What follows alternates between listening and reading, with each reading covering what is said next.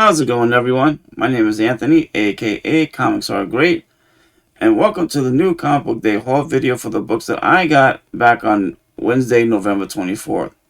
First, I want to welcome you to my channel. Thanks for stopping by, and do me a favor, give me a thumbs up and subscribe to my channel. I really would appreciate it. There were a lot of great books that came out that week on November 24th, like Amazing Spider-Man number 79, Iron Man 14, White number 5, just to name a few. And just to let you know, my pick for cover of the week goes to Iron Man number 14. Alex Ross did a great job on showing Cosmic Iron Man, as you'll see later on in the video. Brilliant piece of work, even though everything that Alex Ross does is brilliant. So anyway, without further ado, here are the books that I got on Wednesday, November 24th, starting with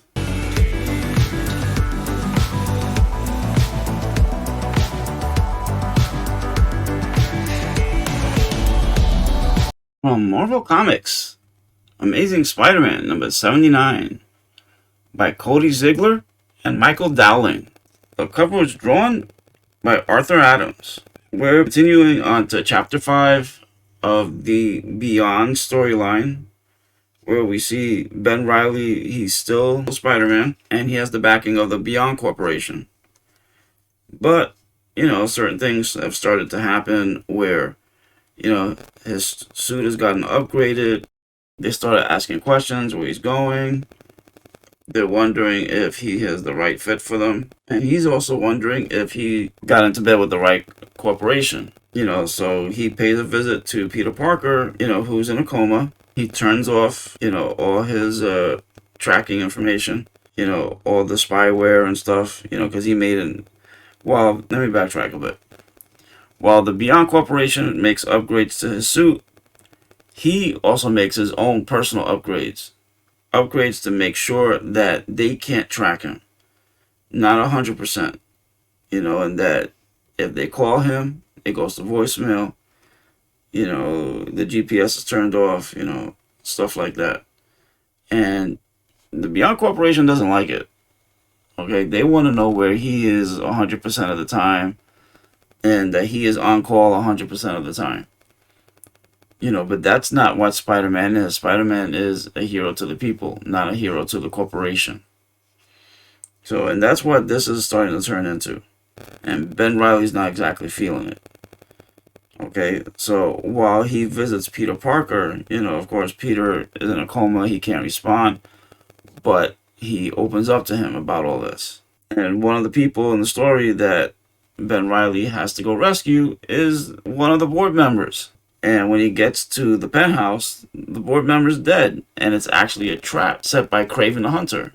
Now, I don't know why Kraven is after Spider-Man this time around. I mean, he just shows up out of nowhere. There's no agenda, there's no plan. I mean, at least not from what we see in the background. He winds up getting ambushed by Kraven, who shows up out of nowhere, and Spider-Man essentially gets his butt kicked, alright? And he gets shot full of all these darts that have hallucinogens and other toxins that enter his bloodstream. And the next thing you know, you see Ben Reilly on the ground. He's looking up, and he's looking at an image of Kraven with wings, with his head on fire, as if Kraven is some kind of god. It's an interesting story. The artwork was pretty clean, almost a little too clean. I like artwork that could be clean but a little rough at the same time, a little action based, but I mean, it was okay.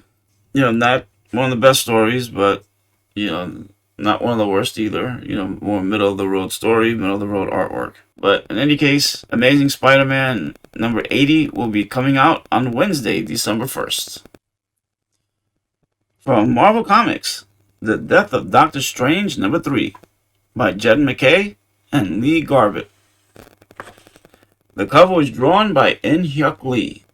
We have issue 3 of the miniseries, The Death of Doctor Strange, where last issue, Clea shows up and a classic version of Doctor Strange, who is a temporary version of Doctor Strange, shows up to preside over his death and to find his own murderer. I mean, who wouldn't love that? That you die and a temporary version of yourself from your past, probably when you're at your strongest, will go around and hunt for your own murderer. But the problem is, he only has 7 days. So the Avengers show up, some help shows up, all trying to fend off the three mothers, who looks like are definitely a part of this conspiracy. So Clea sends something called the Liberty Gibbet out to look for the Eye of Agamotto and the Cloak of Levitation.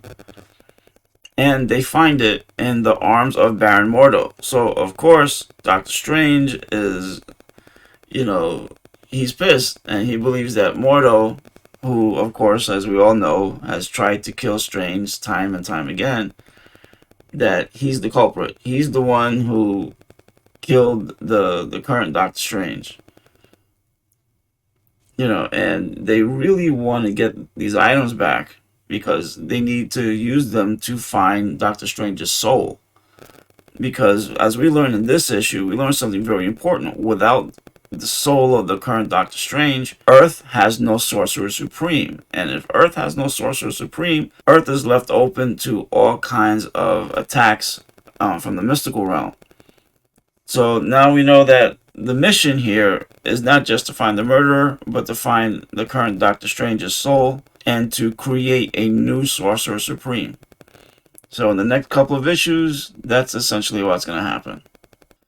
So, good story. Jed MacKay's been doing a great job between this and Moon Knight. It's a clean series so far. While there are one-shots that are connected to this miniseries, I'm just getting the miniseries. I just want the main story. And the bad thing is that you see Doctor Doom on this cover here. Doctor Doom has absolutely nothing to do with this issue. Nothing. Why they put him there, I don't know. Maybe as an enticer for people to buy more of it. Maybe as to throw a twist in there. I don't know, but Doctor Doom is nowhere to be found in this issue so far. But in any case, issue 4 will be coming out on Wednesday, December 22nd. From Image Comics, Gunslinger Spawn #2 by Todd McFarlane and Brett Booth. The cover was drawn by Bjorn Berens. So in this new issue of Gunslinger, Spawn is trying to figure out when he is, where he is, how he got there, and what it all has to do with the current Spawn. So in the middle of all that, he gets attacked by some warring dark angels, and even though he gets hurt pretty badly, he manages to fight them off. And Taylor, who is this new kid that he's met in the meantime, first Taylor was a hostage, but Gunslinger Spawn manages to get him free.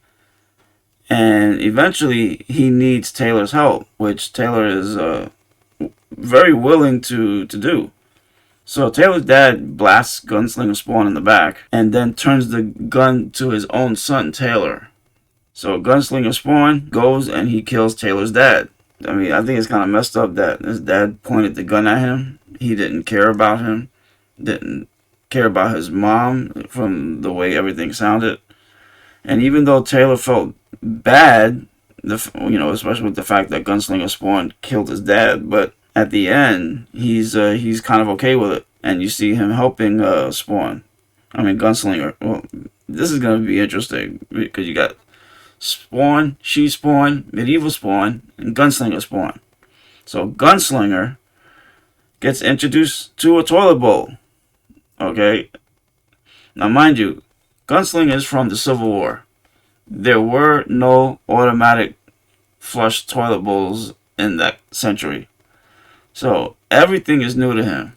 Toilets, refrigerators, gas, cars, motorcycles, okay? Forget cell phones and the internet, okay? Just the basic stuff is new to him. So it's going to be an interesting series. Him learning about this new world and getting used to it. And then him trying to find a way back home. Brett Booth's art was fantastic in this issue. The action sequences were great. I've always loved Brett Booth's art. Absolutely fantastic. Bjorn Beren's cover, as usual, is pretty awesome.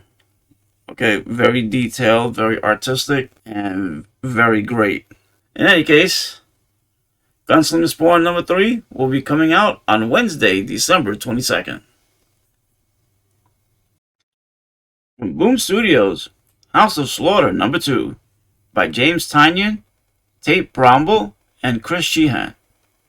So in the second issue of House of Slaughter, at the beginning we go through the present where Aaron has come up to Jace with a sword, and he's supposed to kill him because that's part of the hunt. But he doesn't want to because the two of them do have a relationship. So after 2 pages, you go into the past. Okay, and so far this story is essentially how Aaron and Jace got together. Because right now they're just roommates. Aaron is of the black mask, and I believe Jace is of the white mask.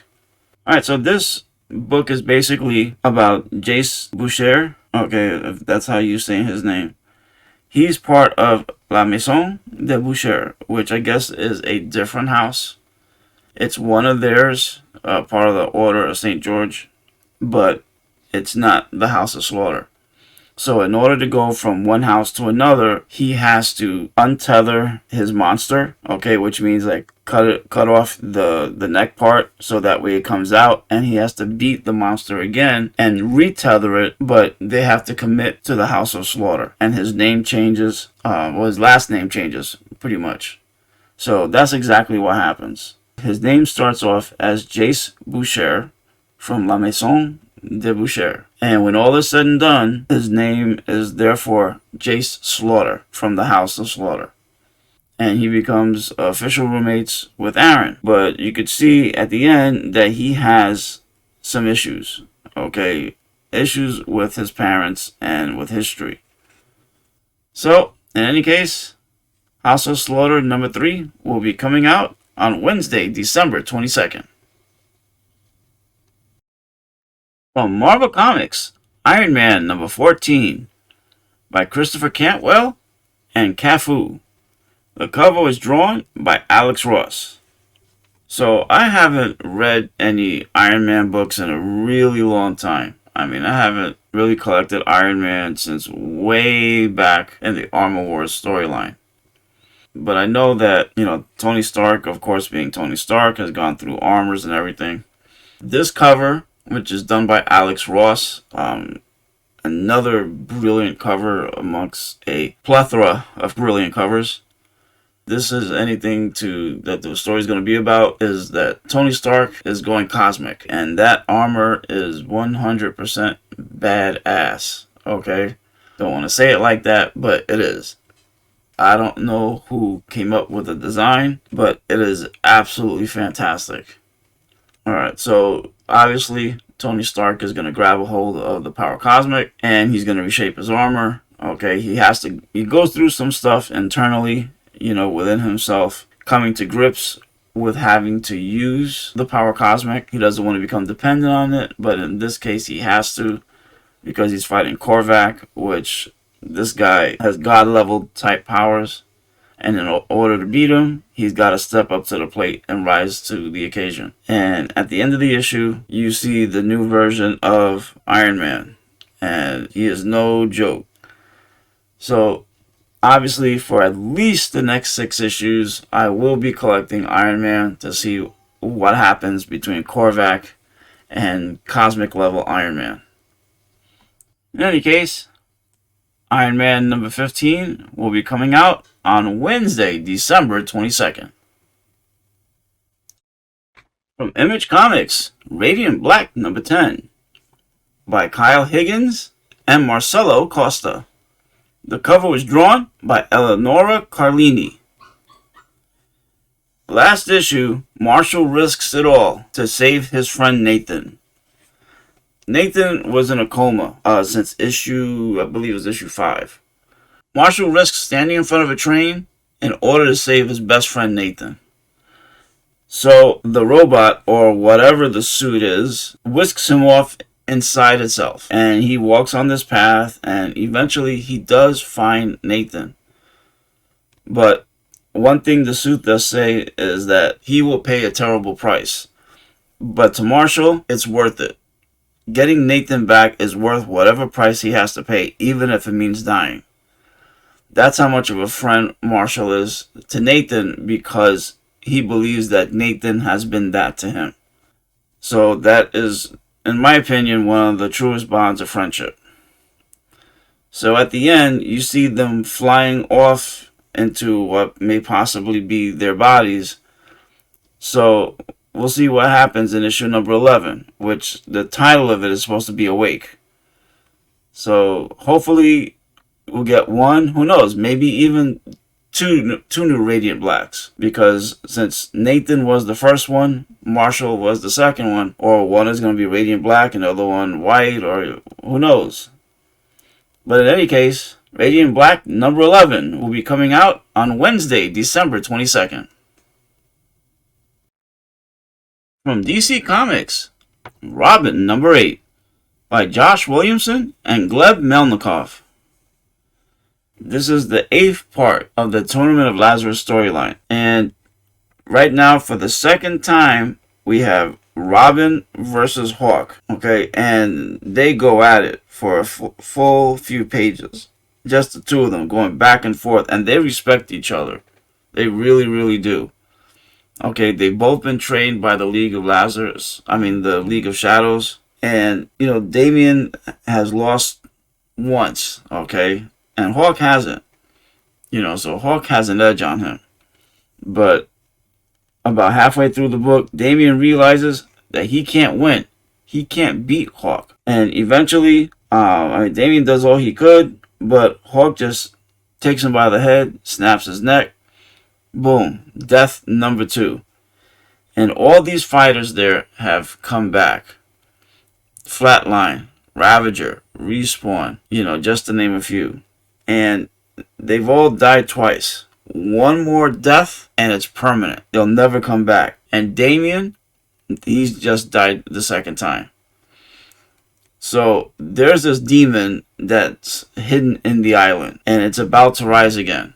And Hawk thinks he's ready. He thinks he's ready to face it, and he honestly believes that he's the only one capable of defeating this demon. And while he's talking to Damian, the demon comes and stabs him right through the chest from behind. Boom. He's shocked, and quite frankly, so is Damian. But Damian's ready to fight. He wants to fight this thing. So, in any case, I'm looking forward to Robin number 9, which will be coming out on Wednesday, December 29th. From Marvel Comics, Thor number 19 by Donny Cates and Nick Klein. So in this issue, we continue a storyline that has been building for a while, especially the last couple of issues. So Thor has had problems with Mjolnir ever since Original Sin number 7, when Nick Fury whispered a statement in Thor's ear. Thor has no longer been able to wield Mjolnir properly. Most of the time, Mjolnir has been too heavy for him. Other times, he's seen people pick it up with ease. But still, Mjolnir does not bend to him. Hey, even Jane Foster for a while was Thor, because the son of Odin could not lift Mjolnir. So, at the very end of issue number 17, he got a call from Captain America saying that Mjolnir was stolen from Avengers Tower. They have every security measure in place, but they don't know who, but someone went and stole Mjolnir. So in issue number 18, he gets a spy team together. Well, he doesn't do it. He goes and finds a spy by the name of Throg, the Frog of Thunder. So Throg assembles his own team of animal avengers. You have Lockjaw from the Inhumans, Lockheed from the X-Men. You have Bats from Doctor Strange, just to name a few. Okay, so this issue continues from there, where Thor is pissed, okay, because Mjolnir's gone. He's reading a future where Mjolnir comes back and lays waste not just to Asgard, but to him, where he dies. And he's not ready to die. He doesn't believe in fate. He believes that his life is his to live and his alone, even if he is the king of Asgard right now. So, in order to get some help, he goes to one of the people that he hates working with the most, his father, Odin. So he rescues Odin from the fighting pits. So Thor and Odin go to Nidavellir, the home of the dwarves, because whatever weapons they make, a portion of their soul goes into it, so they can track that whatever weapon they wish through the stars, no matter how far it is. And because they made Mjolnir, they figured they're the best people to track Mjolnir. But when they get there, they find Nidavellir laid waste. It looks like it's just been beat upon. And they deduce that whoever it is that stole Mjolnir used Mjolnir to attack the dwarves at Nidavellir. So, in any case, Thor number 20 will be coming out on Wednesday, December 22nd.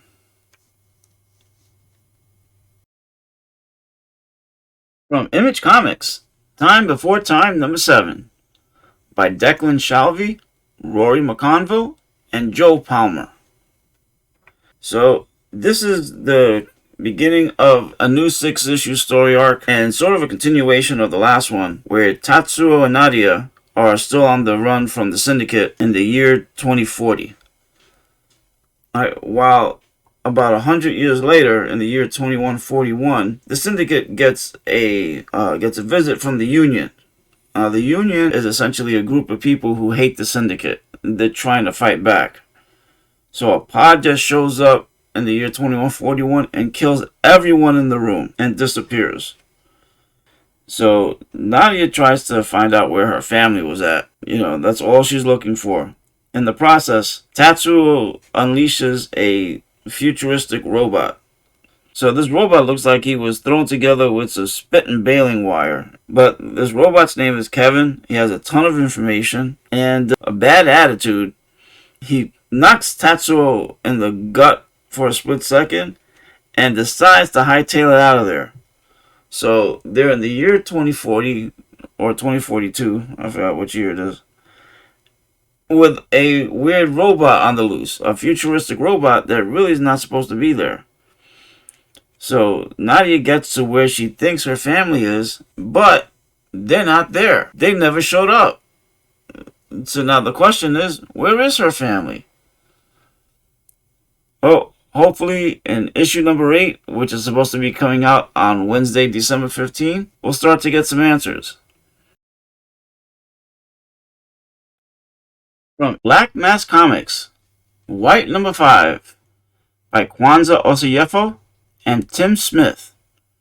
The cover was drawn by Carrie Randolph. So this miniseries, White, is essentially part 2 of the original Black miniseries. And Black was great. It's essentially answered the question, what if only black people had superpowers? So in this case, white people are starting to come around, and one of them is the president's son. So he got hurt last issue pretty bad, and X still thinks that he is a badass. Okay, he still thinks that he can do whatever he wants. He doesn't need to listen to the team commander. He is integral to the future of black people.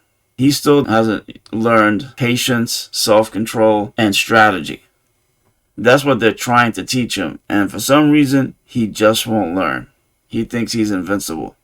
They find out that Thaddeus is alive and well, and he's making the white troops stronger. So the commander calls for what's called a code white. All the soldiers come back. Everyone comes back from the field. No one takes any action from that point forward, because they see that this guy Thaddeus has gotten really powerful, and he respects that power. Does X listen? No, he goes to attack him, and he gets the crap kicked out of him. Okay, the team that tries to save him, they get the crap kicked out of him too. And Thaddeus tricks them, okay? They run back to the base because they travel through some kind of quantum tunnel. And it's supposed to be foolproof. Except that because he grabbed X, he puts a tiny piece of himself onto X and is able to not just track him, but know exactly where he is, you know, and how to get there through that quantum tunnel. So he puts his own team together, and he's there to start World War III in their base. And that's essentially how it ends at the end of this issue. So I'm definitely looking forward to seeing what issue 6 has in store. As far as I know, White number 6 is supposed to be coming out on Wednesday, December 22nd. And that will be a nice Christmas gift. Did you pick up some of the comic books that I showed you this week? If so, please let me know which ones in the comments down below. I really would appreciate it. Also, let me know what you thought of my opinion, and let me know how you felt. Which books you like, which you didn't like. Also, check out my Instagram channel, which is also under the name ComicsRGreat, to see some of the other books that I picked up this week. Because I don't show everything on my YouTube channel, and I don't show everything on my Instagram channel. So anyway, I hope you guys enjoyed the video. I hope you had a good time, listening to me yap away. And just so you wouldn't have to spend too much time, if you take a look at just underneath the comments, you'll find the timestamps for each book. Alright? Well, I hope you guys have a great week. I hope you enjoyed the books that you pick up for Wednesday, December 1st. And don't forget, be safe out there. Okay? Especially with this new Omicron virus that's out there. As you're visiting your LCSs, be wise, be vigilant, and play it safe. Okay? Anyway, from my family to yours, be careful, and remember, comics are great, and so are you. Later.